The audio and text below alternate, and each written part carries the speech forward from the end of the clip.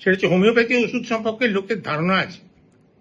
অনেকেই বাড়িতে হোমিওপ্যাথি ওষুধ দেন, তারা ডাক্তারি পাস না করেও হোমিওপ্যাথিটাকে খুব সহজ বিদ্যে বলে মনে করেন এবং দেন।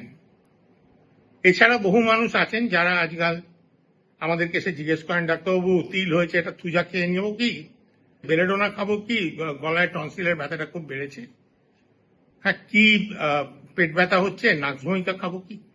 আপনারা এগুলো ওষুধের দোকানে গিয়ে চাইলে পেয়ে যাবেন, এবং যথারীতি অ্যালোপ্যাথি ওষুধের মতো যদি চান আপনাকে দোকানদার গুছিয়ে দিয়ে দেবে।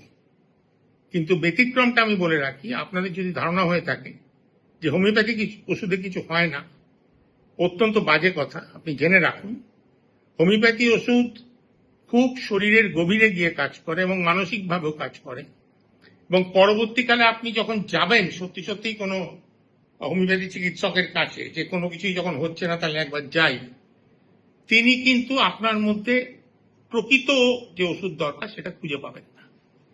এছাড়া যেমন আমি ছোট্ট একটা কথা বলি, পাইলস, হয়তো পাইলসের আমরা চিকিৎসা করতে গিয়ে দেখলাম যে এটা সার্জিক্যাল লেভেলের এখনো যায়নি, এটাকে আমরা করতে পারি চিকিৎসা করতে গিয়ে যে ওষুধটা দিলাম সেই ওষুধের প্রেসক্রিপশনটা দেখিয়ে আপনি বছরের পর বছর খেয়ে গেলেন, মাসের পর মাস খেয়ে গেলেন, আলটিমেটলি কিন্তু যেটা সার্জিক্যালি অপারেট করার দরকার ছিল না সেটা সার্জিক্যালি অপারেট করতে হবে।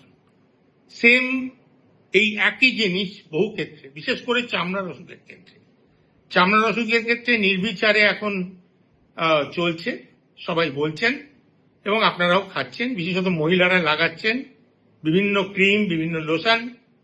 খুব সাবধানে থাকবেন। আমি একটাই বার্তা আপনাদের দিতে চাই, হোমিওপ্যাথি ওষুধ খান, তাতে কোনো আপত্তি নেই। প্রকৃতই প্রশিক্ষিত ডাক্তার যারা দীর্ঘদিন ধরে চিকিৎসা করছে তাদের কাছে ওষুধ খান, নির্ভরযোগ্যতা বাড়বে, ডাক্তার আপনাকে সাহায্য করবেন এবং আপনি সুস্থ থাকবেন।